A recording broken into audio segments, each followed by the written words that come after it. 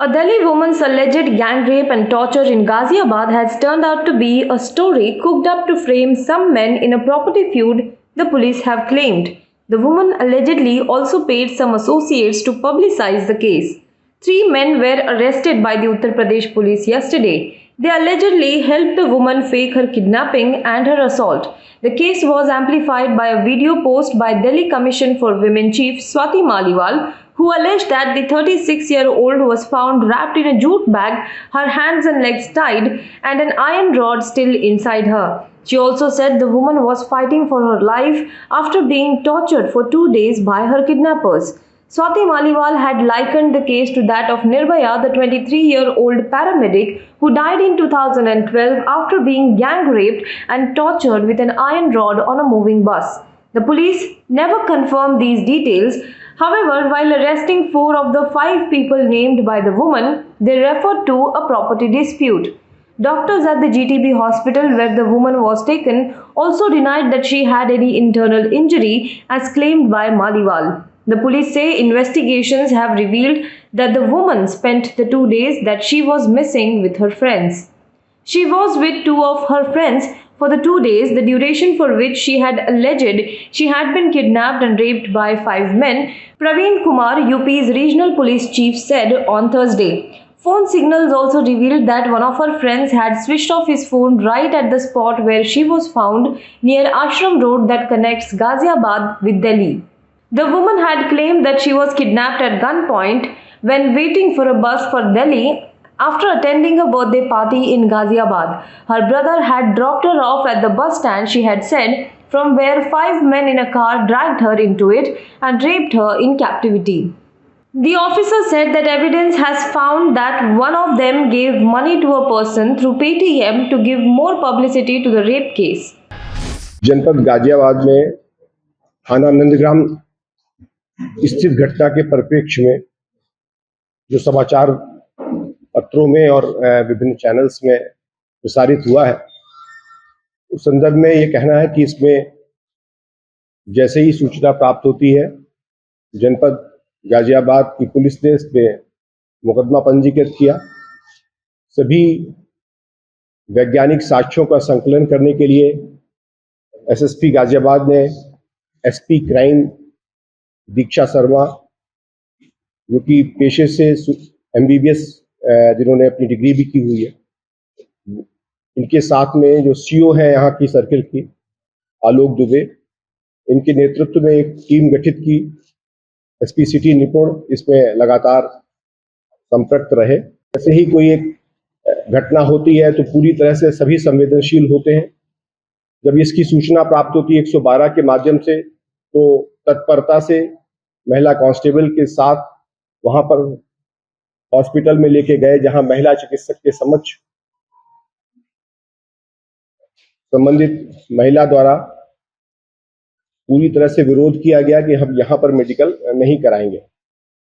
इन लोग की पूरी टीम के द्वारा इसमें प्रयास भी किया गया, तो सफलता प्राप्त नहीं हुई तो जाहिर सी बात है चिकित्सकों द्वारा इसको हायर प्लेस के लिए रेफर किया गया, मेरठ मेडिकल कॉलेज या अन्य। यहाँ पर जीटीबी हॉस्पिटल में जाने की, क्योंकि वो पहले से वहां से भीग रही है या जो भी कारण है, उसके द्वारा एक बात कही गई जिसके बेसिस पर उपचार इत्यादि की कार्रवाई संपन्न कराई गई।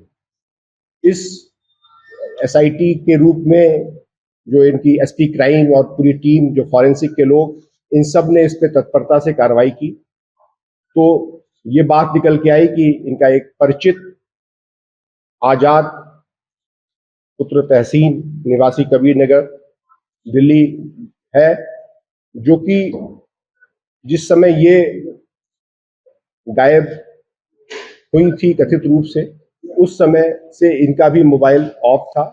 और हम लोगों को प्रथम दृष्टया ये भी लगा कि इस पूरी जो एक इशू पे जो लोग इस प्रकरण में नामजद हैं, वहां पर कड़कड़नुमा कोर्ट में उनके 2 दीवानी न्यायालय के बाद विचाराधीन थे, और जिसको लेकर के कोर्ट्स में, क्रिमिनल कोर्ट्स में भी कार्रवाई करने के प्रयास हुए थे।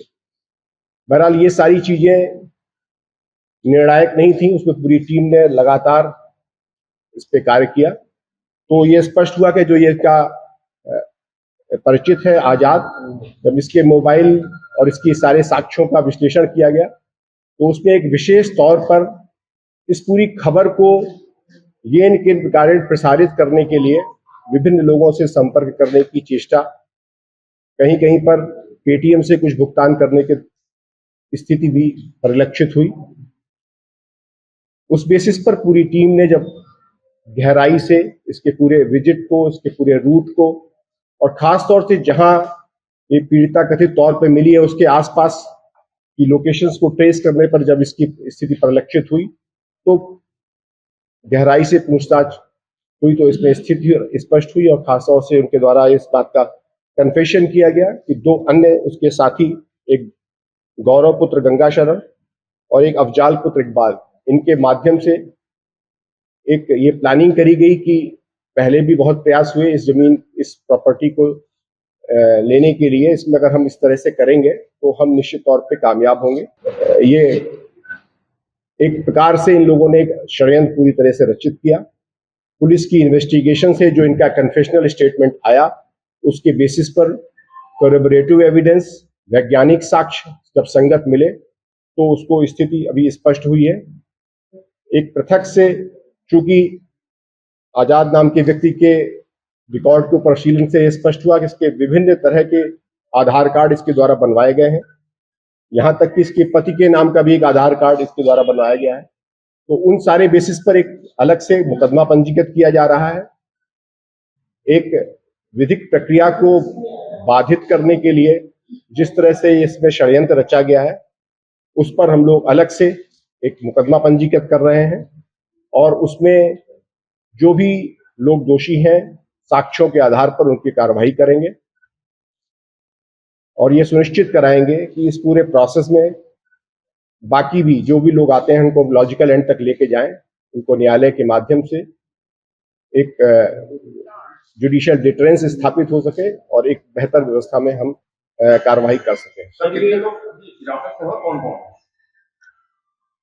पूरी टीम के द्वारा इसमें कार्य किया गया है बहुत अच्छा, और खास तौर से जो हमारी एसपी क्राइम है, जो स्वयं इन्होंने कल काफी घंटे उस हॉस्पिटल में जाकर के देखा, आज भी सुबह जाकर के उन्होंने पूरी तरीके से जितने भी मेडिकल एग्जामिनेशंस थे सारे के सारे उसमें अपनी तरफ से इसको समझने की कोशिश की कि इसमें इंजरीज की स्थितियां, उनकी डायमेंशंस, मेडिको लीगल एक्सपर्ट से उनके द्वारा वार्ताएं भी की गई और सारी चीजें निकालने के बाद इसमें अभी तक 3 व्यक्ति जो है इसमें जो मैंने बताया इसके साथ वो गिरफ्तार किए गए हैं। बाद में जिस कार के द्वारा इनको वहां पर छोड़ा गया था वो कार और उसके साथ जो सामग्री है वो हम लोगों ने इसको बरामद की है। अभी इसमें फर्दर पूछताछ हो रही है। Now be the first to know about the latest updates on our new news app. Go on your Android or iOS, search for HW News Network.